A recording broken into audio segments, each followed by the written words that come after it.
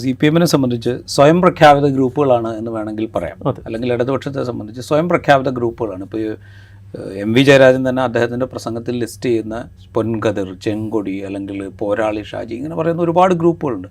ഇതൊക്കെ ഒരുപക്ഷെ സ്വയം പ്രഖ്യാപിത ഗ്രൂപ്പുകളാകാം, അല്ലെങ്കിൽ പാർട്ടിയുടെ അറിവോടുകൂടെ തന്നെ അല്ലെങ്കിൽ ഇടതുപക്ഷത്തിൻ്റെ സമ്മതത്തോടുകൂടെ തന്നെ രൂപീകരിക്കപ്പെട്ട ഗ്രൂപ്പുകളാകാം. എന്താണെന്ന് നമുക്ക് ക്ലാരിറ്റി ഇല്ല. ഒരുപക്ഷെ സ്വയം പ്രഖ്യാപിത ഗ്രൂപ്പുകളാവാം. ഈ പ്രഖ്യാപിത ഗ്രൂപ്പുകൾ നടത്തുന്ന പ്രവർത്തനം, അതിൻ്റെ ഉത്തരവാദിത്വം പലപ്പോഴും CPM-ൻ്റെ പിടലിക്ക് വരും. ഈ ഗ്രൂപ്പുകൾ ഏതെങ്കിലും തരത്തിൽ, ഇപ്പോൾ നേരത്തെ തോമസ് ഐസക്കിൻ്റെയും ശൈലജ ടീച്ചറിൻ്റെയും കാര്യം പറഞ്ഞതുപോലെ, ഈ ഗ്രൂപ്പുകൾ ഏതെങ്കിലും ഒരു വ്യക്തിക്കെതിരെയോ അല്ലെങ്കിൽ ഏതെങ്കിലും ഒരു സംവിധാനത്തിനെതിരെയോ ടാർഗറ്റഡ് ആയിട്ടൊരു അറ്റാക്ക് നടത്തി കഴിഞ്ഞാൽ അതിൻ്റെ ഉത്തരവാദിത്വം സ്വാഭാവികമായിട്ടും CPM-ൻ്റെ പിടലിക്കാണ് വരിക.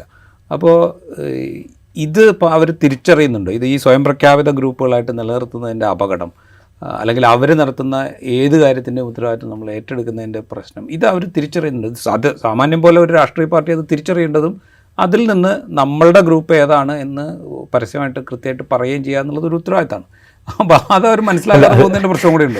അതാണ് നമ്മൾ ആദ്യം പറഞ്ഞത്. കാരണം ഇതിന് നമുക്കൊരു മറ്റേ ഈ ഒരു CPM-നോ ഇടതുപക്ഷത്തിനോ അക്കാര്യത്തിൽ ഒരു സ്ട്രാറ്റജി കാണുന്നില്ല. അതാണ് പ്രശ്നം. കാരണം ഈ പറയുന്ന ഗ്രൂപ്പുകൾ, എനിക്ക് ഈ ഗ്രൂപ്പുകളൊന്നും പരിചയമില്ലെങ്കിൽ ഈ ഗ്രൂപ്പുകൾ എന്തായാലും ഇലക്ഷൻ്റെ സമയത്ത് പൊട്ടിമുളച്ചൊന്നുമല്ലോ, ഇത് കുറേ കാലമായിട്ട് നിലനിൽക്കുന്നതാണല്ലോ.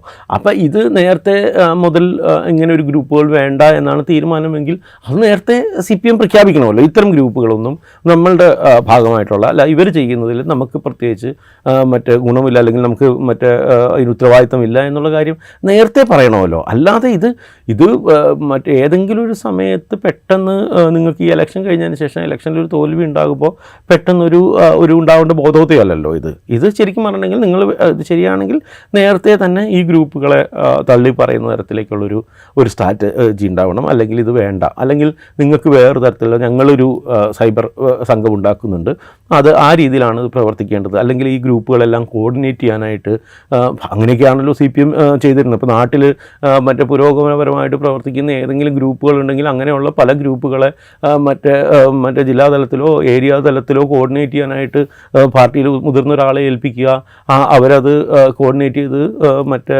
ജില്ലാ തലത്തിലേക്ക് റിപ്പോർട്ട് ചെയ്യുക, ഇതൊക്കെയാണല്ലോ ഒരു രീതി ഉണ്ടായിരുന്നത്. അപ്പോൾ ആ രീതിയിൽ ഇത് കോർഡിനേറ്റ് ചെയ്യാനായിട്ട് പാർട്ടിയിൽ നിന്ന് ഒന്നുകിൽ ആളുകളെ നിശ്ചയിക്കാം, അല്ലെങ്കിൽ ഇത് ഞങ്ങൾക്ക് വേണ്ട, ഞങ്ങൾ പുതിയൊരു സംഭവം ഉണ്ടാക്കുന്നുണ്ട് എന്ന് തീരുമാനിക്കാം. ഇതിലൊരു തീരുമാനം വേണം. ഇതിലിപ്പോൾ ഈ പറഞ്ഞ രീതിയിൽ നമുക്കൊരു അബദ്ധം പറ്റിക്കഴിയുമ്പോൾ പെട്ടെന്ന് ആൾ ഇതിനെ പറഞ്ഞിട്ട് കാര്യമില്ല. ഞാൻ പറയുന്നതെന്ന് വെച്ചിട്ടുണ്ടെങ്കിൽ ഒരു ദീർഘകാല അടിസ്ഥാനത്തിൽ സോഷ്യൽ മീഡിയയ്ക്ക് ഇടതുപക്ഷത്തിന് ഒരു സ്ട്രാറ്റജി വേണം.